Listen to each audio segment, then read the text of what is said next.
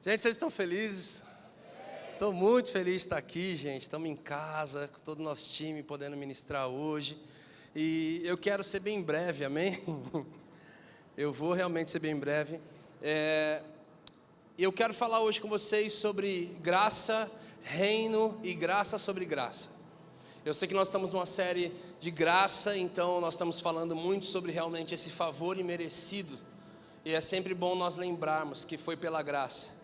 Assim como a palavra do Senhor diz em Efésios 2:8, pois vocês são salvos pela graça por meio da fé, isso não vem de vocês, é dom de Deus, não por obras, mas para que ninguém se glorie, porque somos criação de Deus, realizadas em Cristo Jesus, para fazermos boas obras, as quais Deus preparou antes para nós as praticarmos.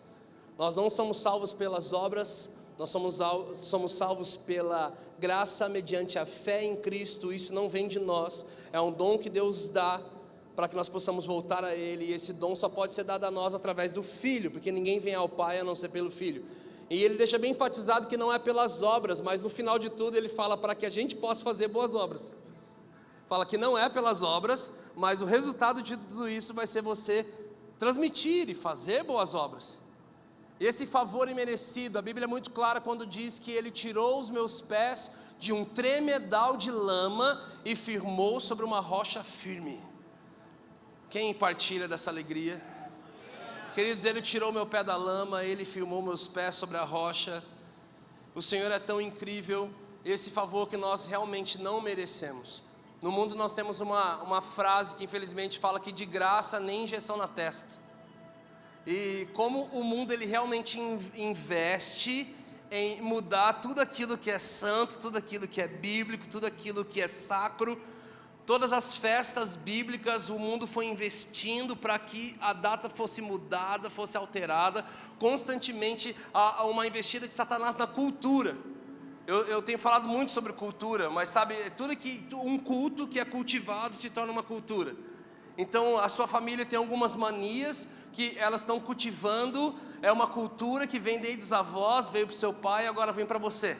Eu não sei como é lá na sua casa, quais são as suas manias, mas eu lembro que na casa dos meus pais não tinha como você almoçar sem camiseta, não tinha como você almoçar com boné, e não tinha como ninguém almoçar se tivesse faltando uma pessoa na mesa. Eu lembro que eu trouxe esses valores para minha família, eu trouxe esses valores para minha casa.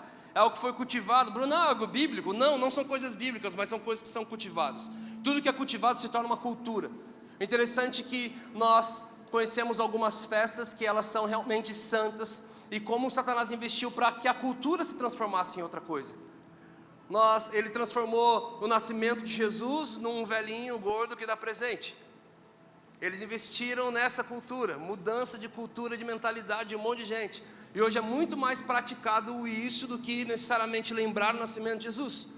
A Páscoa, a ressurreição, de repente se transformou num coelho que bota ovo de chocolate. E a cultura em vários lugares é isso. A origem da festa Halloween era quando as pessoas se reuniam e elas sentavam para comer e celebrar e lembrar em memória dos cristãos que tinham morrido como mártires, aqueles que tinham morrido pelo Evangelho. A palavra quando diz, e sereis minhas testemunhas, essa palavra testemunha significa a palavra mártir.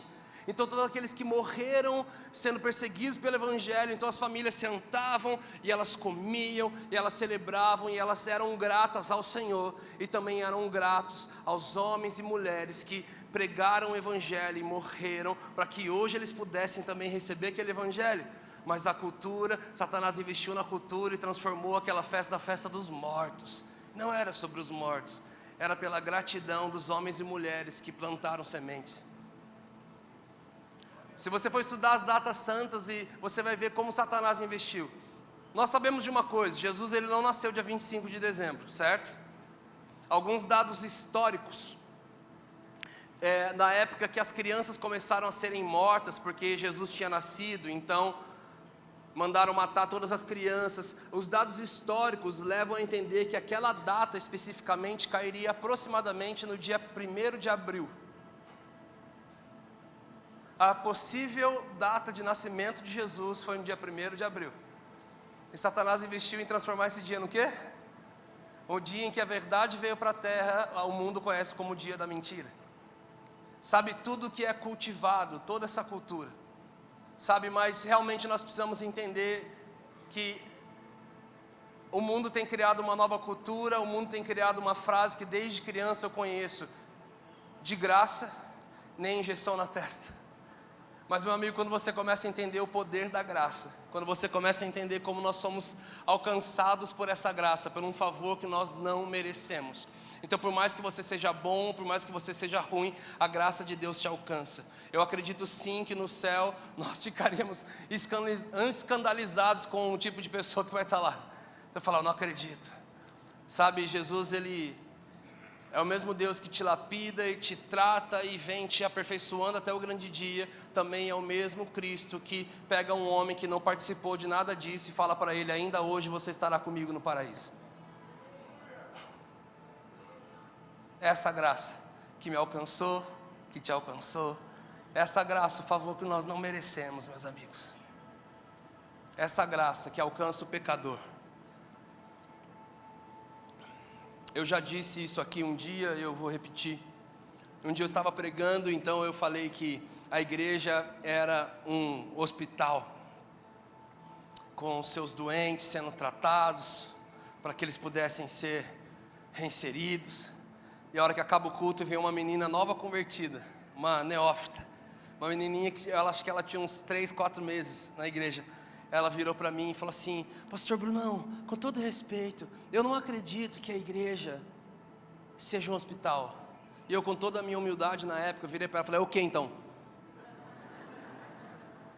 Ela falou assim: eu acredito que a igreja é um exército, e todo exército tem a sua enfermaria, que cuida dos seus soldados doentes e reenvia-os para o campo de batalha novamente. Eu fiquei... Falei, vamos analisar melhor esse contexto. E sabe, eu queria falar para você que a igreja é um exército. Jesus me falou isso. Uma coisa muito boa aqui na igreja é que todo mundo rouba a rema de todo mundo, né?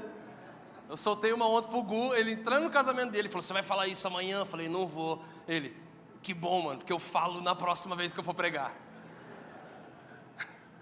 As mesas com os pastores aqui, a gente fica ligeiro até o nível que a gente solta a revelação na mesa. Que um sai pegando do outro e liberando no púlpito, não fala: cara, que incrível. E alguém fica lá no canto: fui eu que disse isso para ele.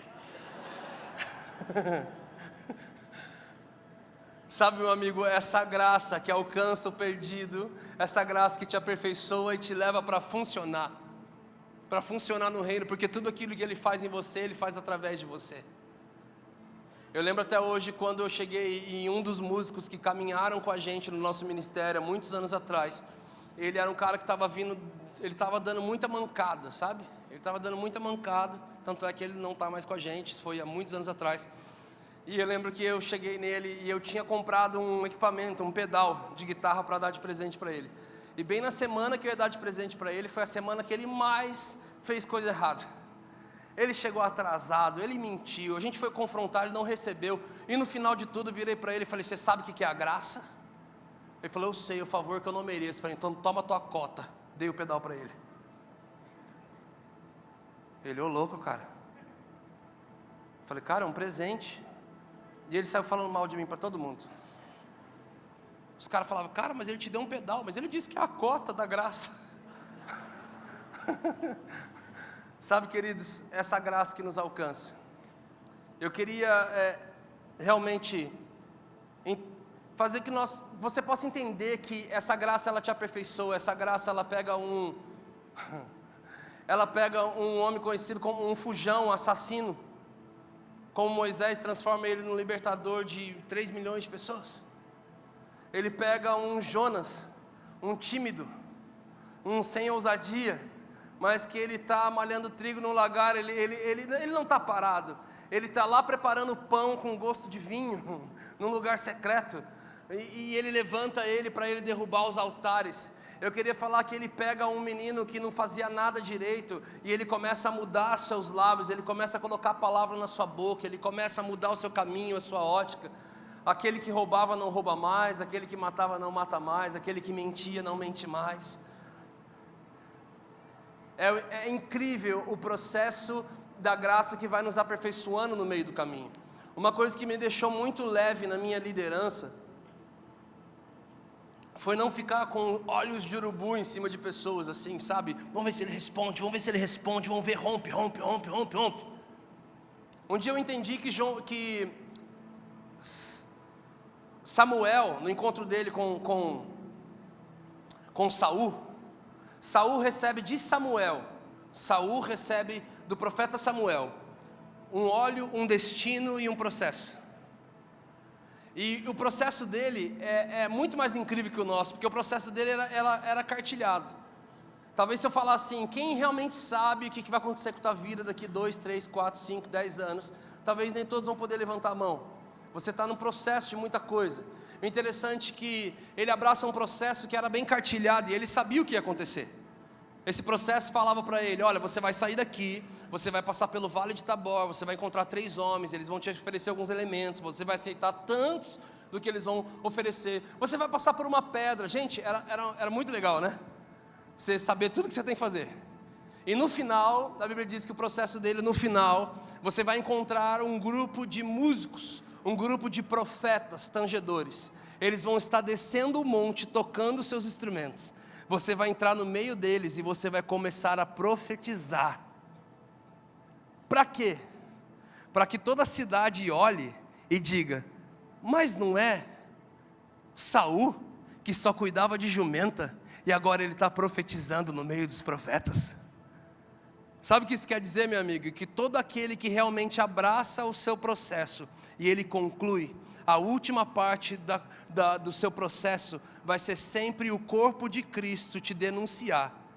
Não era aquela menina que só dava trabalho, não era aquele cara que só dava trabalho no GC, não era aquele cara que só dava, não era aquela pessoa que só era uma treta em pessoa, e agora ele está uma bênção. Não era aquele que só cuidava de jumento e agora está profetizando. Não era aquele lá endividado que devia para a cidade inteira e agora ele está tendo condição de suprir para outros. Não era aquele que só dava trabalho e agora ele profetiza. Agora ele é um homem de Deus, porque todo aquele que abraça o processo, meu querido, a graça que te chama, a graça que te envia, é a graça também que te aperfeiçoa. Porque nós também somos aperfeiçoados nesse ambiente. Eu queria falar para você, agora além de falar sobre graça, eu quero falar para você sobre reino. E sabe, o reino fala sobre a graça que te potencializa. Por onde você quer chegar com isso? A graça é o favor divino para alcançar o pecador, mas nós não podemos limitar a graça somente a isso. Olha o que a palavra do Senhor diz lá em Tito. Tito capítulo 2, verso 11 e 12, presta atenção. Porque a graça de Deus se manifestou salvadora a todos os homens. Ela nos ensina a renunciar, porque a graça de Deus se manifestou salvadora. Primeiro nível da graça, a graça te salva, mas ela não para aí. A graça não é somente sobre pecado, a graça não é somente sobre salvar o pecador, e sobre também levantar aquele que está caído. A graça de Deus se manifestou para salvar todos os homens, mas ela também nos ensina a renunciar à impiedade, às paixões mundanas e a viver de maneira sensata, justa e piedosa nesta era presente. A mesma graça que te tirou de um lodo de pecado é a mesma graça que vai te impedir de voltar para esse lugar. É a graça de Deus. E sabe, uma coisa que sempre me chamou a atenção, e se você for pesquisar, você vai ver várias linhas, você vai encontrar vários comentaristas, vários estudiosos e teólogos, realmente falando sobre o espinho na carne. Alguns falam que o espinho na carne era uma doença nos olhos do apóstolo Paulo. Quem fala sobre o espinho na carne é o apóstolo Paulo. Alguns vão dizer que esse espinho na carne era uma doença nos olhos dele, porque lá em Gálatas ele diz que ele teve um problema nos olhos, então ele teve que entrar na cidade, e por esse motivo ele acabou pregando o evangelho para os Gálatas, e tudo aconteceu. Mas sabe, se você for ver, isso foi um canal, algo aconteceu, mas você não vê a conclusão de tudo isso. Eu não acredito que seja isso. Você vai ver algumas pessoas falando porque ele fez parte do Sinédrio, então você tem que ser casado, mas de repente ele começa a falar sobre uma vida de solteiro, numa ótica de alguém que é solteiro. Então alguns falam que o espinho na carne dele é porque ele tinha sido casado e agora ele era solteiro. Mas sabe de uma coisa? A gente precisa entender algo. Eu quero ler com vocês. 2 Coríntios 12, do verso 7 ao 10. Para impedir que eu me exaltasse por causa das grandezas das revelações, foi-me dado um espinho na carne. Queridos, a primeira coisa que a gente precisa entender é que tem muita gente que fica falando de espinho na carne.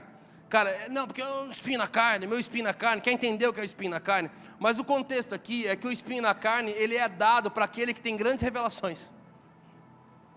Porque eu era aquele que perseguia, eu era aquele que matava, eu era o justiceiro do lado rival, mas agora eu conheço a Jesus. Eu tenho conhecido tanto Ele, eu tenho vivido tantas experiências com Ele, e para que eu não me sinta o bam. Porque uma coisa que a gente não prega, querido, é que quanto mais profundo você vai no Senhor, quanto mais fundo você vai nele, você pode muitas vezes se tornar como aquela criança. Eu lembro até hoje, quando eu era criança, que meus pais, minha mãe limpou meu ouvido assim, e saiu tanta cera. Eu estava com um problema lá, e saiu tanta crosta, que eu gastei o resto do meu mês olhando o ouvido de todos meus amiguinhos. Falando, nossa, cheio de cera, hein? Nossa, que agora eu estava limpo, e agora eu estava reparando todo mundo que estava sujo. Você pega as suas coisas de meninice. Quando eu era criança, eu ganhava um tênis novinho, então ele estava zerinho, eu andava assim, ó, que eu não queria nem que ele sujasse, e aí eu ficava reparando no tênis de quem estava sujo. Sabe, queridos, por causa dos níveis de revelação e por quão mais profundo eu estou indo nele, para que eu não me ensoberbecesse, para que isso não gere em mim soberba, altivez. Sabe, porque a pior coisa que pode acontecer na sua vida, meu amigo, é em dias como esse, eu estar falando alguma coisa, mas lá dentro do teu espírito você fica assim, ó, já conheço isso, já ouvi isso. A pior coisa que pode existir para a vida de um cristão é você se acostumar. Lembre-se do povo da cidade de Jesus, que ali houve pouco milagre por causa da familiaridade. A familiaridade com a revelação, a familiaridade com o texto, a familiaridade com a palavra, a familiaridade com as pessoas. A familiaridade pode te afastar. A familiaridade faz com que muitos homens que operam em dom de cura não consigam funcionar na sua própria casa. Porque ali ele não passa do menino que só dava trabalho na escola. Sabe, por causa das altas revelações, por causa dos grandes níveis de revelação, foi que Deus permitiu que eu tivesse um espinho na carne. Um mensageiro de Satanás para me atormentar. Por 3 vezes roguei ao Senhor que tirasse de mim, mas Ele me disse, minha graça te basta, pois o meu poder se aperfeiçoa na fraqueza. Portanto, eu me gloriarei ainda mais alegremente em minhas fraquezas, para que o poder de Cristo repouse em mim. Por isso, por amor de Cristo, regozijo-me nas fraquezas, nos insultos, nas necessidades, nas perseguições, nas angústias, pois quando sou fraco é que eu sou forte. Ah, meu amigo, alguém aqui essa semana já se regozijou, ficou feliz quando um problema chegou? Alguém aqui já ficou feliz quando os insultos vieram? Alguém aqui ficou felizão quando chegaram em você? Nossa, cara, eu não queria te falar, mas estão falando de você. Falaram isso de você. E você olhou para a pessoa e falou, ah, glória a Deus, cara. Como é que ele pôde falar que eu vou me gloriar nos insultos? Eu vou me gloriar nas injúrias? Eu vou me gloriar nas necessidades? Necessidade, meu amigo. Eu sou um dos caras que mais prego sobre necessidade e propósito. Eu detesto a necessidade. De, eu estou precisando. Sabe, querido, eu quero ter para quem está precisando. Vamos lá. Mas o Senhor fala que ele se gloriava. Porque ali ele encontrava o seu nível de fraqueza. E ele realmente entendeu que a graça do Senhor bastava para ele. Mas para isso é necessário a gente entender que o espinho na carne... Querido, tem gente que é tão fofoqueiro, que se Deus chegar nele e falar assim, faça uma pergunta. Ele ia falar, eu quero saber qual é o espinho na carne de Paulo. Quero saber, era o B.O.? Deus, ele era gay. Ele era divorciado, tinha outras mulheres. Qual era o espinho na carne dele? Sabe de uma coisa, queridos? A primeira vez que o espinho na carne não é citado somente essa vez na Bíblia, sabia? Espinho na carne, ele também é citado pela primeira vez lá em Números, capítulo 33, verso 55. É isso. Verso 55, ali o Senhor está dando uma instrução para o povo dele sobre os cananeus. Ele está falando assim: se vocês não expulsarem os cananeus na terra que vocês vão habitar, eles serão para vocês como espinho na carne. E o Senhor ainda fala: se vocês não fizerem isso, o que eu faria com eles, eu vou fazer com vocês. O Senhor fala: se vocês não expulsarem os cananeus daí, eles serão ferpa em seus olhos, e eles serão espinhos nas suas costas, eles serão espinhos na sua carne. O Senhor está querendo usar uma figura de espinho na carne, para eles entenderem que eles vão ser atormentados constantemente. Está falando, vocês vão entrar num novo nível, mas vocês não vão ter paz nesse nível, porque vocês vão ser atormentados. Nós precisamos entender o contexto aqui.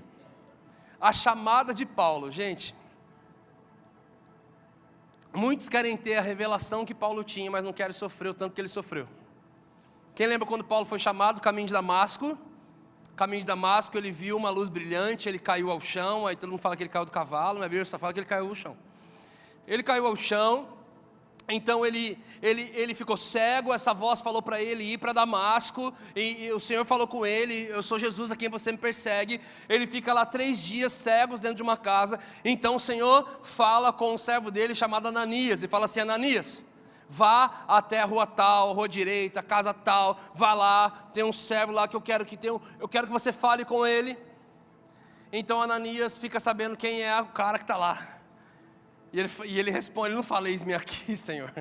Ele fala: Deus, esse cara, ele tem perseguido os cristãos, ele veio aqui com autoridade para poder matar a gente. O Senhor está querendo que eu fale com ele? E ele fala assim: sim, ele vai ser um grande instrumento na minha mão. Então o Senhor manda dizer, olha aqui que legal, Atos 9, 15 e 16. Mas o Senhor disse a Ananias: vá, este homem é meu instrumento escolhido para levar o meu nome perante os gentios e seus reis, perante o povo de Israel.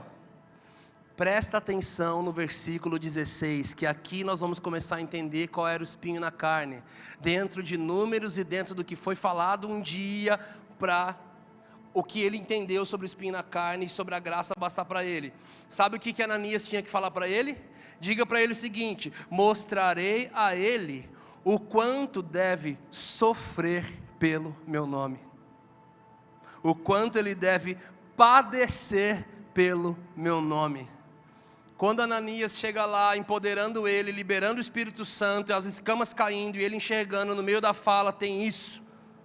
O Senhor manda te dizer que você vai entender o que é padecer pelo nome dele. Nesse momento ele recebe a primeira palavra profética da vida dele, e ela envolvia uma coisa: você vai sofrer pelo nome de Jesus, você vai padecer por isso. Então agora nós entendemos que na verdade Paulo, ele não tinha paz na anunciação do Evangelho. Aquele que falava de paz, muitas vezes não tinha paz para fazer isso. Queridos, sabe o que é isso? Fala que todas as vezes que nós precisamos expandir, a conta não fecha, a conta não bate. Todas as vezes que você precisa fazer uma mudança, algumas coisas saem do nível da força do seu braço, ela passa num nível além. Queridos, se você entender, Paulo nesse momento com essa palavra profética, ele se torna um para-raio de problema. Aonde ele ia pregar, ficava uma pessoa ali. Ele era tão nessa que uma mulher possuída por demônios ficava falando: ele é homem de Deus, homem de Deus. Ele ia expulsava. Aí os donos dela vinham, pegavam, chicoteavam ele a noite inteira.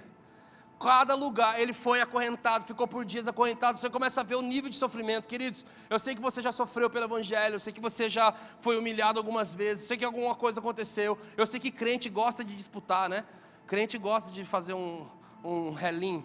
Aqui é relo, empinando pipa? Depende de como que é aqui. A Marcela fez, não, ela nunca empinou pipa. Ela, não, falei, nunca vi mulher empinando pipa. Sabe, queridos, crente gosta. Ó, eu confesso, eu gosto também. Quando começa as conversas ali, a gente gosta de ter uma boa história para falar. Então começa todo mundo a falar da história da tia, e eu lembro da minha tia, também começa a falar. E, gente, crente gosta. Você fala, tô cansado. Coisa que mais acontece com as bandas que tá por aí. A gente tá caminhando, encontra. Falei, e aí, cara, como é que tá? Tamo aí, cara, servindo, tal. Aí alguém fala, cara, mas eu tô cansadão, velho. Dormi só 4 horas essa noite. Eu falo, perdeu. Dormi 1h30. E o outro fala, nem dormi. Eu sei que você deu uma sofridinha pelo Evangelho, mas dessa sofrida aí, o apóstolo Paulo, ele merece receber o Guinness Book. O nome dele no livro dos recordes de sofrimento. Essa palavra profética também destravou para ele um nível de padecimento e sofrimento pelo Evangelho, para anunciar o Evangelho. E anunciar o Evangelho agora fala do nível de reino, meu amigo. Fala de quando não é que você sai da graça, você permanece na graça, mas você alcança um novo nível chamado reino. E esse reino você precisa sair um pouco da cadeira. Nesse reino você precisa falar um pouco mais. Nesse reino você precisa permitir que o Cristo que habita em você comece a sair. E você comece a apresentá-lo, você comece a cuidar de gente, porque foi nos dado um ministério da reconciliação.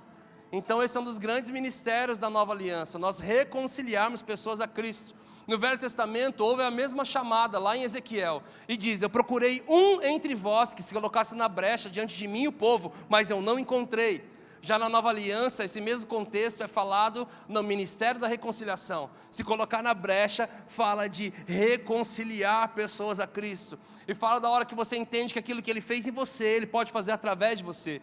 E que a sua maior mensagem não é uma repregação do Xandão, do Prado, do Lê, do Brunão, de nenhum pastor. A sua maior mensagem é aquilo que Ele fez em você.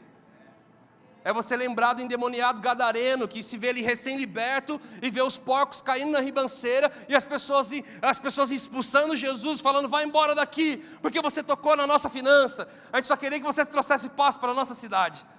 E sabe de uma coisa? Pela primeira vez Jesus nega um seguidor. O rapaz que nem conhecia a palavra, que não acompanhava Jesus e que nunca tinha ouvido ele dizer, aquele que quiser vir após mim, nega a si mesmo e me siga. Ele nunca tinha ouvido isso, ele simplesmente se vê liberto, ele vai até Jesus e fala, me deixe te seguir, mas Jesus fala, não. Pela primeira vez ele nega um seguidor e ele fala, não, vá você e leve o que te aconteceu. Praticamente Jesus está falando, não precisa me seguir, vai você que eu vou atrás, cara. Aonde você for eu vou estar contigo, eis que eu estarei contigo todos os dias. Até a consumação do século. Vai, que eu vou atrás. Vai, anuncia. Em 2006 eu estudei um pouco nos anais históricos de um complexo de 10 cidades chamado Gadara. E lá diz que 10 cidades foram evangelizadas por um só jovem. A Bíblia não fala o nome dele em nenhum momento. Mas a gente faz a conta. Um dia uma menina falou para mim, Brunão, eu não tenho testemunho. Falei, como assim? Cara, eu não tenho testemunho. Eu queria fazer isso que você falou, mas eu não tenho testemunho. Parece que a igreja é tão cheia de eis isso, eis aquilo. Gente, eu olho para algumas pessoas que eu conheço, eu sei ver o que você era antes, o que Jesus fez hoje. A graça que Ele tem te dado para fluir. Eu lembro do pastor Zé falando, gente, se ele fez isso com o Xandão, ele pode fazer qualquer um. Gente, realmente, cada história que a gente tem um dos outros, sabe de uma coisa? Eu virei para aquela menina e falei assim, por que você não tem testemunho? Ela falou assim, eu não tenho testemunho porque eu não sou ex nada. Parece que todo mundo para ser uma voz na igreja tem que ter bebido, fumado, transado. Eu nunca fiz isso. Eu nunca fui na balada, eu nunca transei, eu nunca fiz nada que eu considerava assim, extremamente errado. E como é que eu vou poder falar de Jesus e ser uma testemunha? Eu falei, filha, teu testemunho é o maior de todos. É maior do que aqueles panfletos dos matador de demônio. Ex-bruxo, foi ao inferno 7 vezes. Gravou discos ao contrário. Tinha uma gravadora só invertida. Já viu esses flyers dos caras? O caçador de demônios. Já foi ex. Gente, eu vi um flyer de um cara que ele foi ex-travesti, ex-down, ex... Não dá tempo, sabe, de uma pessoa ser tudo isso.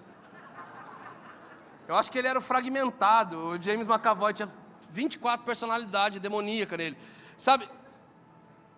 Ela falou, cara, eu nunca fui ex nada. Como é que eu posso ser uma voz? Eu falei, menina, seu testemunho é o maior de todos. Ela, qual que é o meu testemunho? Você vai poder falar para as pessoas, ei, o diabo nunca teve o poder de me tocar.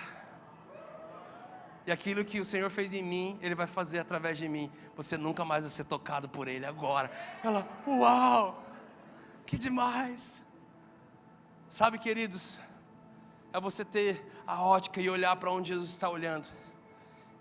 E aqui nós começamos a entender que o espinho na carne de Paulo falava de aonde ele chegava para anunciar o Evangelho.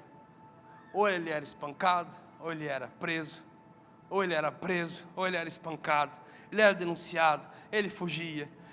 Gente, aconteceu um monte de coisa. E sabe, isso não nos garante a paz plena de todas as coisas, porque o Senhor é bem claro quando Ele diz que eu deixo-vos a minha paz, é a minha paz que eu vos dou, e eu não dou como o mundo dá. Ou seja, tem duas paz, a paz que Deus dá e a paz que o mundo dá. Falei sobre isso a última vez. Na paz de Deus você não passa na paz do mundo você não entra na cova dos leões, mas na paz de Deus você entra, mas Ele entra com você. Ele não te livra da fornalha, mas Ele te livra na fornalha. Na paz de Deus você tem aflição, mas você tem bom ânimo. É exatamente por causa disso que eu pude dar para aquela menina naquele dia. Senhor, abre os olhos dela, faz ela ver que o testemunho dela é o mais da hora de todos. O dia que o Senhor falou isso comigo, no mundo vocês terão aflição, mas tenham um bom ânimo. Queridos, foi um dia de maior discussão minha com a Bíblia. Eu não sei se você já brigou com a Bíblia, eu já briguei. Eu falei, Jesus, não tem como viver isso aqui. Na boa, a primeira coisa da lista que vai embora quando a aflição vem é o bom ânimo. O Senhor fala que no mundo eu vou ter aflição, mas é para eu ter bom ânimo. Demorou muito para eu entender que esse bom ânimo não tinha a ver com os meus dentes, mas tinha a ver com os meus olhos. Tinha a ver com para quem e para onde eu estava olhando. Tem a ver com 12 pessoas e visitar a terra prometida, e 10 delas só enxergarem problema. E 2 delas falarem para toda a nação, olha, realmente tem esse gigante que eles falaram, que está desanimando todo mundo, mas precisa de 2 gigantes desses para levar um cacho de uva. Galera, o quê? A galera só olhou os gigantes, os caras olharam os frutos da terra, porque não tem a ver com a aflição, mas tem a ver com para quem e para onde você está olhando, tem a ver com o seu ponto de vista. E quando eu entendo que o espinho na carne, querido, é uma aflição para o funcionamento do meu propósito, do meu chamado, eu entendo que nem tudo vai ser perfeito na minha vida, a conta nem sempre vai fechar, nem todo mundo vai gostar de mim, as pessoas vão falar mal de mim, nem todo mundo vai se submeter àquilo que o Senhor colocou em minha vida, muita coisa vai acontecer, muita água vai passar embaixo da ponte, tudo isso vai querer me desanimar, mas eu entendo uma coisa, que a graça dele me basta. A graça bastar, querido, fala de ambientes intimidadores. Eu não sei se você já teve a oportunidade de viver um ambiente intimidador. Queridos, eu aprendi a amar ambientes intimidadores. O que são ambientes intimidadores, Brunão? São os ambientes que você se sente um nada. São os ambientes que você fala, meu Deus, eu não dou conta. Eu não consigo. E no final de tudo você vai falar, meu Deus, deu tudo certo. Ambientes intimidadores. Eu morei em várias cidades, e uma delas era uma cidade bem pequena. Então um dia eu caí em pecado e a cidade inteira ficou sabendo. Todas as igrejas da cidade ficou sabendo que o filho do pastor era um menino pecador. E aquilo me deixou com depressão, aquilo quase me levou ao suicídio, aquilo me fez perder vários amigos, aquilo me fez chegar em qualquer lanchonete da cidade e o silêncio pairar. Aquilo me fez chegar em qualquer sorveteria da cidade e de repente, silêncio, todo mundo ficava olhando. Aquilo fez com que meus amigos mandassem mensagem para mim e falavam, meu pastor pregou sobre você hoje, cara. Eu falei, é? O que ele falou? Ele pregou sobre Icabode, foi-se a glória de Deus e usou você de exemplo. 3 anos se passaram. Um dia meu pai fala para mim, filho, tem a reunião do conselho de pastores, por favor, leva esse convite aqui para o pastor lá que é o presidente do conselho, os pastores de todas as igrejas da cidade, e fala para ele que eu não pude ir na reunião. Então eu fui lá, e eu só entrei assim, escondido, falei, olha, meu pai pediu para entregar isso, Deus abençoe. Aquele pastor vira para mim e fala assim, filho, pega o violão, a gente vai começar a reunião com os pastores, canta uma canção aqui para o Senhor. eu, igual Ananias, né, fala, tudo bem? Eu na hora já virei para ele e falei assim, você está brincando com a minha cara, né? Ele falou assim, por que, filho? Eu falei assim, porque todos os pastores aqui falam mal de mim há mais de 3 anos, inclusive você. E agora você quer que eu toque para vocês? Ele falou, não, eu pedi para você tocar para o Senhor, não para a gente. Eu falei, ih, perdi. Então lá vai eu. Para ajudar, eu tinha uns Rastafari no meio das costas aqui, uns dreadlock. Eu tinha virado quase um hippie nessa época aí. E aí eu lembro que eu fui na frente dos pastores, peguei o violão. Eles ficaram olhando para minha cara. Alguns começaram realmente a falar bem alto uns para os outros. Mas o que está acontecendo aqui? Mas virou bagunça isso aqui? Virou isso aqui. Eu lembro de um só pastor que levantou lá no meio, olhou para mim e fez assim, ó. Eu falei, se valesse alguma coisa, isso aqui, se fosse me dar trazer a armadura do Homem de Ferro, ia ser bom, né? Queridos, eu acho que foi um dos ambientes mais intimidadores que eu já estive na minha vida. Eu peguei o violão na frente de todos os pastores daquela cidade, que falavam de mim, que pregavam de mim. Eu fechei os meus olhos, meu amigo. Eu lembro que eu só fiz um plano. Eu falei, Jesus, vou fechar os meus olhos. Eu vou cantar o mais alto possível, para eu não ouvir nenhuma injúria. E eu só fecho meus olhos. Eu não sei, eu só abro meus olhos, eu não sei quando que eu vou abrir. Eu lembro que eu fechei os meus olhos e eu cantei, grande é o Senhor e muito digno de louvor. E não aconteceu nada. Aí eu cantei, em espírito, em verdade. Aí para ajudar, o Senhor vem e fala dentro de mim, canta tal música. E eu falei, você está de zoeira comigo. Essa música é sertanejo. Senhor, canta ela. Foi a primeira vez que eu tentei abrir um pouco o olho para ver se não tinha ninguém filmando. O YouTube estava em ascensão. E eu lembro que eu fechei os olhos e eu comecei a cantar uma música chamada In Memória, da banda Ged, um sertanejão. Essa música falava assim, sempre vou lembrar da coragem, do amor, da firmeza e vontade, da fé e devoção, da igreja, do tempo de Paulo, de Pedro e João, que enfrentaram a fúria de Roma, mas nunca negaram sua fé de cristãos. É um exemplo para mim, verdadeira lição. Eu queria ver a bravura dos santos em plena arena, enfrentando os leões. Quanto mais a fogueira queimava, mais se ouvia o louvor dos nossos irmãos. Sob o sangue, tombavam nas ruas, chegavam nos céus com a vitória nas mãos. É um exemplo para mim, verdadeira lição. Oh, meu Deus, reaviva a tua igreja de novo. Faz a chama arder neste povo, como eram os primeiros cristãos. Oh, meu Deus, reaviva a tua igreja de novo. Faz a chama arder neste povo, começando em meu coração. Queridos, eu lembro que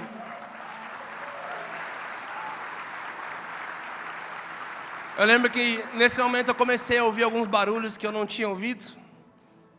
E pela primeira vez naquela manhã, depois de muito tempo, eu tive a coragem de abrir os olhos. E para minha surpresa, Jesus tinha vindo. Mas ele veio com tanta força que os únicos pastores que não estavam no chão estavam pendurados no banco, igual roupa no varal. Tinha até presbiteriano, metodista, batista, estava todo mundo no manto. Eu lembro que o pastor, presidente daquele conselho, naquele tempo, ele vem até mim chorando e ele fala assim: filho, fazem 3 anos que nós estamos orando por um reavivar no conselho de pastores da nossa cidade. Eu quero dizer em nome de todos que ninguém esperava que isso fosse vir através de quem veio. Bruno, nesses últimos 3 anos você teve algum lugar em Jesus e nós estivemos falando de você. Nós queremos te pedir perdão. Todos os pastores daquela cidade, eles colocaram a mão sobre a minha cabeça. Eles liberaram perdão, eles me pediram perdão e eles falaram: Jesus, nós enviamos ele. Nós liberamos ele para viver aquilo que ele tem para viver. Eu não era pastor naquela época e ele terminou a reunião falando: nós queremos te convidar para fazer parte do conselho de pastores da cidade. Eu falei: mas eu não sou pastor. Ele falou: mas nós precisamos de você aqui, cara. Minha primeira ordenação foi pelos próprios pastores da minha cidade. Isso não tem a ver com a minha honra, com a minha glória, queridos. Isso tem a ver com um grande ambiente de intimidação. E o maior poder que o ambiente intimidador tem, sabe qual é? Te tirar todo o merecimento. Porque tudo que eles falavam e tudo que aconteceu, eu só lembrava de uma coisa: Jesus, eu não mereço isso. Eu lembro que no meio do caos da minha vida, no meio de tudo aquilo, alguém chegou em mim, pegou nos meus ombros e falou assim: cara, foi você que fez, a escolha foi sua, você errou, o Senhor vai te levantar. Mas se um dia você chegar a pensar que as coisas estão dando certo por causa das suas respostas, porque você é um super filho de Deus e um cara mais incrível da terra e a última bolacha do pacote, por favor, lembre desses dias. Lembra do dia do menino que ele só errou e ele só deu mancada e ele feriu muitas pessoas. Nesse dia você vai lembrar que você nunca mereceu estar naquele lugar. Jesus vai fazer coisas incríveis na sua vida e Ele tem feito. Jesus vai fazer coisas incríveis na sua vida, mas sabe, às vezes é bom você lembrar quem você era, para você ser grato por quem Jesus está te tornando. Ambientes intimidadores, eles têm um poder incrível, querido. Lá na sua empresa, lá na sua faculdade, lá na sua escola, na anunciação do Evangelho. Ambiente intimidador. Quem nunca pegou aqui, você era novo convertido, você não sabia nem os livros da Bíblia, você não sabia nem achar Apocalipse, mas apareceu um demônio lá na tua frente. Falaram: vem aqui, expulsa. Você fala: Deus do céu, está amarrado, está amarrado, está amarrado. Ambientes intimidadores, queridos, eles têm um poder incrível por si próprio. Uma outra coisa que eu vivi num ambiente como esse, eu lembro que um dia nós fomos em Porto Velho, e nós estávamos ministrando lá, então alguém foi nos levar para Jocum, e a base da Jocum de Porto Velho é a maior base da Jocum da América Latina, é enorme. E eu lembro que eu sempre quis fazer Jocum, sempre quis, e Jesus nunca deixou. E aí eu lembro que eu sempre quis ir para lá, e eu conhecia a história, eu lia livros de várias pessoas que começaram naquela base, inclusive estava lá. Gente, eu fui lá porque eu só queria tomar um café com eles, eu queria estar perto dos meus heróis na fé. Eles eram os meus heróis na fé. Tinha pessoas naquela base que eles ficaram mais de 15 anos morando com uma tribo indígena, que tinha o seu dialeto próprio, mas não tinha sua escrita.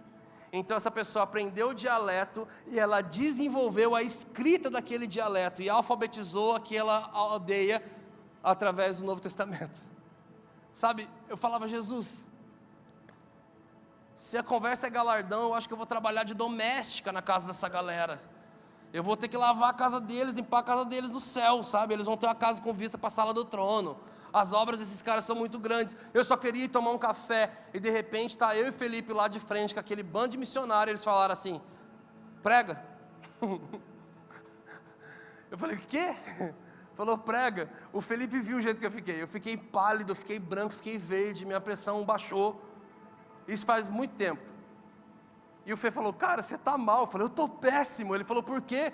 Porque eu vou ter que pregar para eles. Ele falou assim: o que tem? Eu falei: o que tem? Eu vou falar de morte. Eles vão dar a lista de 10 amigos deles que morreram na janela, 10, 40. Eu vou falar de renúncia. Eu renunciei um carro, os caras renunciaram a vida, família, um monte de coisa. Eu vou falar o quê para esses caras? E eu lembro que eu fui lá e fiquei: vamos ministrar e vamos falar. E gente, no fim de tudo, a graça do Senhor se aperfeiçoou na minha fraqueza. O poder de Deus se aperfeiçoou na minha fraqueza. Eu lembro que nós fomos embora de lá e ainda estava todo mundo para o chão sendo restaurado. As pessoas falavam: Brunão, aquelas pessoas que mais estavam chorando lá, faz uns 6 anos que elas não choram, cara. porque a missão enrijeceu o coração deles. A falta de manutenção da igreja e da liderança enrijeceu o coração deles. Os amigos que eles perderam enrijeceu o coração deles. A falta de apoio enrijeceu o coração deles. Muita coisa enrijeceu o coração deles. Eles receberam um vinho novo, fresco de Deus hoje com vocês aqui. E eu só pensava em uma coisa: Jesus, a sua graça realmente se aperfeiçoou, o seu poder realmente se aperfeiçoou na minha fraqueza. Há 10 anos atrás, nós gravamos o nosso primeiro CD. Ele é só na Deep Web para você encontrar ele. A gente não tem o físico e não está na internet também. Eu acho que da galera toda aqui, só o Xandão ouviu, não foi? Acho que só o Xandão ouviu. Eu tô com uma voz extremamente de moleque, né? Quero entender. Era terrível. Tem umas músicas boas lá. E eu lembro que nós fomos anunciar o lançamento desse CD de uma banda que ninguém conhecia. Então nós saímos com uns cartazes e nós saímos de cidade em cidade, eu e meus amigos no meu Escort 86. E eu lembro que eu saí pelas cidades, eu ia entrando em cidade, eu ia pendurando em poste, em loja, em rádio, igreja. Eu fui fazendo isso durante dias. Durante dias eu fui fazendo isso. E em um dos dias, gente, não tinha GPS, o celular mal não tinha nem internet para você entrar, só tinha que ter muito dinheiro para você conseguir ter um celular desse. Só que os boys da igreja era quem tinha um V3, lembra? Aí tinha um que colocou um V3 dourado assim, né? Falava, mano. Sabe? Eu lembro que nesse dia, nós fomos andando, de repente eu parei numa cidade que eu nem sabia o nome. A hora que eu cheguei nas Casas Bahia, eu falei assim, qual é o nome dessa cidade? Aí falaram para mim, Paranaíba. Falei, que estado que é? Falaram, Mato Grosso. Eu virei para meus amigos e falei, cara, a gente veio parar no Mato Grosso. Ninguém vai ir essa distância para lá. Mas demorou, vamos lá. Então nós começamos a colocar alguns postes. Aí um vendedor da Casa Bahia falou assim, cara, vai na rádio da cidade. A rádio é aqui, ó, virando ali. Explicou a rádio e falou, vai lá. E quem sabe vocês conseguem falar, só tem uma rádio na cidade, a cidade inteira ouve. Vocês não precisam ficar colocando cartaz. Eu falei, demorou. Fui na rádio e deu meio-dia. E aí eu estava com muita fome. E meus amigos começaram a falar, cara, vamos falar rapidinho lá, porque tem que ir embora, a gente está com fome. Meu Deus do céu, a gente foi parar no Mato Grosso. A gente não sabe nem como é que volta para casa. Vamos lá. E de repente eu fui, bati na rádio. E bati na porta da rádio assim, era uma casa e o portãozinho pequeno aberto, eu entrei, bati na porta, nada, bati de novo, nada, toquei a campainha e nada, meus amigos buzinaram lá dentro do meu carro, falaram, cara, vamos embora. Falei, é verdade, vamos embora. E eu fui, e de repente, eu não sei o que aconteceu, mas sobrenaturalmente, os meus pés me levaram de volta para lá, e eu voltei para aquilo e meus amigos, o que aconteceu? Eu falei, não sei. Bati de novo, toquei de novo, nada. Aí meus amigos gritaram, Brunão, a gente está longe de casa, velho. A gente não sabe quantas horas vai demorar para voltar. Eu falei, verdade, estamos longe. Eu fui e voltei. E bati de novo. E eles ficaram, cara, o que está acontecendo? Eu falei, não sei, gente. Não sei. Deixa eu em paz. Comecei a bater de novo. E aí eles falaram, cara, Brunão, velho, a gente está com fome. Eu falei, é verdade. Eu falei, eu estou com fome, Deus do céu, estou com fome, não... Estou com fome, eu quero ir embora. Eu fui e alguma coisa me levava de volta para lá. E os caras, o que está acontecendo? Eu falei, não sei, gente, também estou com fome, eu não consigo fazer aqui. Eu batia, apertava, gente, diante de Deus, eu fiquei uns 40 minutos, de 40 a 50 minutos nesse vai e vem. Meus amigos ficavam com raiva, eles ficavam rindo, eles tinham crise de riso. Eles falavam, mano, o que deu no Brunão? Depois de 50 minutos batendo naquela porta, eu chutei a porta, fiz de tudo. Eu não sei como uma mulher abriu, assustada. Ela parecia um mormon, assim, a mulher, sabe? Toda cinza, assim. Eu falei, não funciona a campainha, tia? Ela, oi? Aí eu expliquei, a gente é uma banda gospel, eu já estava bravo já. A gente é uma banda gospel, a gente vai lançar o nosso CD, e vai ser lá em Fernandópolis, e eu quero entrar aí e falar para a galera agora, isso aí. Ela falou, olha filho, o programa que está acontecendo agora é o único programa gospel da cidade, sou eu que faço. E falta 15 minutos para acabar. Vamos fazer o seguinte, entra aqui, você está com o CD aí? Falei, tô dela, vamos soltar uma música, eu vou deixar você falar. Então ela falou, e aí ela soltou a música era um reggae, Ele falava: minha vida está em ti, meu prazer está em ti, quero em todo tempo te louvar, por mais que difícil for, eu vou entregar o meu louvor para aquele que sempre me amou primeiro. Olha como eu rimava, tudo rimadinho. E aí ela gostou da música, ela virou para mim e falou assim: Bruno, faz um convite para o pessoal que está aí. Então eu peguei no microfone da rádio e falei: olá, ouvintes, telespectadores da Rádio Paranaíba, que é o Brunão, Ministério Morada. Eu queria estar convidando vocês para estar mais perto de Jesus, para conhecer o coração. Eu não consegui falar do CD, do lançamento, eu comecei a pregar. E no auge dos meus 5 minutos de pregação, ela falou: tem que acabar. Eu falei: então tá bom, a gente vai lançar um CD dia tal também, se vocês puderem ir, vão lá. Acabou o programa, ela gostou da gente, falou: que legal, tem mais CD para fazer aqui propaganda e tal, para a gente sortear. Eu falei: que legal, faz aí uma força para a galera aí. De repente nós estamos saindo da rádio, aquela mulher atende o telefone, e ela fala assim: calma, porque tinha uma pessoa chorando do outro lado. Ela falou assim: o Bruno está em horário de almoço. Não, o Bruno que está aqui? Eu falei assim: eu falei: quê? Telefone para você. Eu falei: algum pastor gostou da música, fazer um convite. Quando eu atendo, é a minha vez de atender o telefone e falar: calma, moça, o que está acontecendo? Do outro lado da linha, uma mulher gritando em prantos, chorando. E ela gritando começa a falar para mim: moço, meu nome é Thaís. Há 3 meses atrás eu sofri um acidente de moto com meu noivo. E nesse acidente meu noivo morreu. Nós estávamos correndo atrás das coisas do nosso casamento. Toda a nossa casa está dentro de um cômodo. Além do meu noivo morrer, eu fiquei numa cadeira de rodas, eu estou paralítica. Há exatos 15 minutos atrás eu estava com tudo pronto para me suicidar e tirar minha vida e cortar meus pulsos. Eu estou sozinho na minha casa. E eu ouvi o vizinho ouvindo a rádio nas alturas. E estava tocando uma música que falava que a minha vida está em ti. Eu falei: que vida? Que meu noivo está morto? Que vida que eu não posso andar, eu estou numa cadeira de roda. Ele falou: por mais que difícil for, ela falou: esse menino sabe o que é dificuldade? Eu vou falar para ele o que é dificuldade. Dificuldade é você estar sem teu noivo, com todos os seus móveis comprados, você está numa cadeira de roda. Mas moço, eu ouvi a música, ela entrou no meu coração. Moço, eu aumentei a rádio, eu liguei a rádio na minha casa, eu aumentei o volume e eu comecei a ouvir o que você falou. As suas palavras entraram no meu coração. Eu só estou ligando na rádio para te falar que eu não quero mais morrer, eu quero viver e vou viver para esse Deus que você falou aí agora. Eu falei: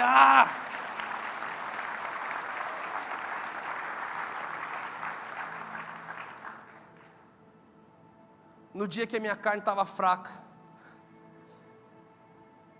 a minha fome, os meus amigos, tudo estava colaborando para que eu só fosse embora.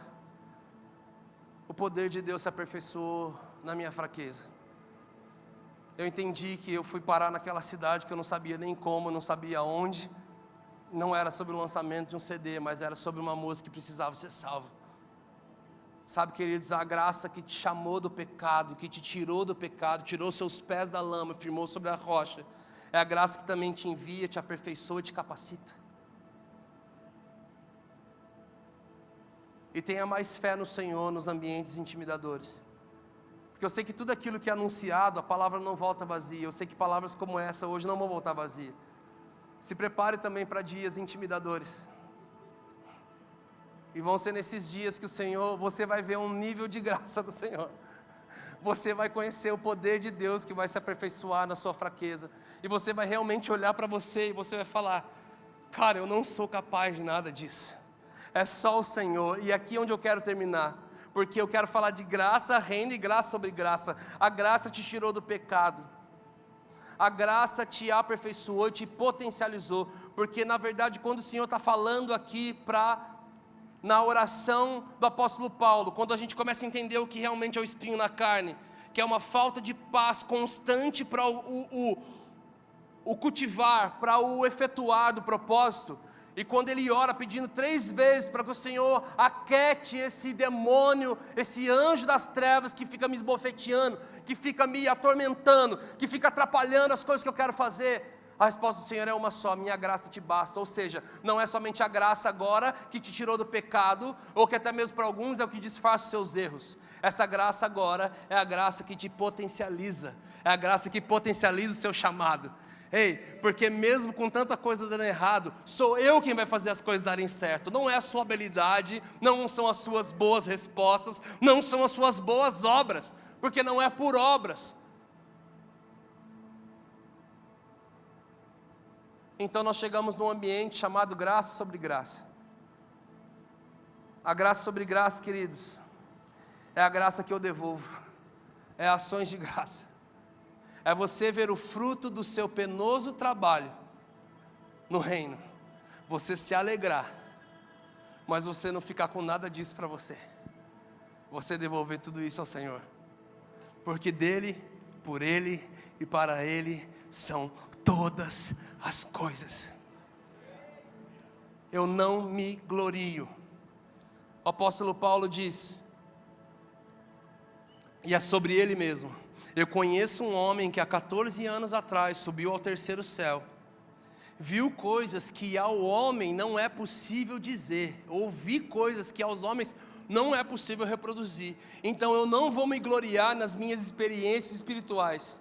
Ele termina falando, eu vou me gloriar nas minhas fraquezas, eu vou me gloriar em quando eu não fui capaz e ele foi capaz por mim, em quando eu não consegui e foi ele quem fez, porque a palavra do Senhor diz lá em João 15:5, porque sem mim nada podeis fazer. Queridos, não adianta nada você entrar para o seu Mateus 6,6 e ele não gerar em você Oséias 6,6. Tem muita gente que tem um excesso de Mateus 6,6. Você entende quando algo está dando errado no Mateus 6,6? Quando dentro dele o Oséias 6,6 não é gerado. Oséias 6,6 vai dizer, eu não quero sacrifícios, eu quero misericórdia. Eu não quero oferendas, eu quero que vocês conheçam o meu coração. É a hora que você sai de lá devolvendo graça a pessoas que não mereciam essa graça. É a hora que aquilo que ele fez em você, você pode também permitir que ele faça através de você. Então você vai ser gracioso com as pessoas que muitas vezes não merecem. Você também vai ser justo, você vai funcionar, devolver graça. Quando o Senhor fala que Ele supre a semente ao que semeia e pão ao que colhe, Ele diz que Ele vai fazer multiplicar a semente e não o pão da necessidade. Para quê? Para que a gente possa aprender a ser generosos em todas as ocasiões. E o apóstolo Paulo termina dizendo, e que através do nosso intermédio, o que ele está querendo dizer? Através da liderança da igreja, através dos pastores, dos líderes, através daqueles que vos ensinam, através daquele que guia vocês para um caminho reto para o Senhor, através de nós, a generosidade que Ele deu a vocês resulte em ações de graça. É por isso que nós sempre estamos aqui ensinando, fazendo ofertório, falando, gente, vamos honrar o Senhor, vamos honrar o Senhor. E tem gente que fala que o pastor só pede dinheiro. Não, biblicamente é através de nós que a sua generosidade volta ao Senhor como ação de graça. Mas uma igreja madura, ela é tão madura quando não precisa mais ter um pastor lá falando para você, ei, seja generoso, você já aprendeu. É a hora que você devolve graça para as pessoas. Tem pessoas do nosso time que jejuavam dias, oravam demais, mas sempre quando chegava em alguém, não conseguia devolver graça. Falava, não Bruno, não consigo, mano, aquele cara saiu tal semana, foi pra balada, agora tá ali firmão de mão erguida. Falei, cara, calma velho, olha a tua história, olha a dele. Cara, você tem pai e mãe, você sabe se esse cara tem pai e mãe, você foi pastoreado por caras incríveis, quem cuidou desse cara? Ele está vindo, vamos dar uma oportunidade, vamos dar chance, vamos dar graça, vamos caminhar mais uma milha. Vamos lá. E eu falei, cara, lê Oséias 6,6. Então ele veio, cara, isso mudou minha vida, Brunão. Eu sacrificava demais e não tinha misericórdia de ninguém. Eu descobri que o Senhor não quer os meus sacrifícios, Ele quer a misericórdia, Ele não quer minhas oferendas, Ele quer que eu conheça o coração dEle. E em conhecer o coração dEle, não vou dar oferendas, eu vou ter ações de graças. Eu vou devolver ao Senhor aquilo que Ele fez em mim. E para encerrar, queridos, eu quero simplesmente ler um verso com você.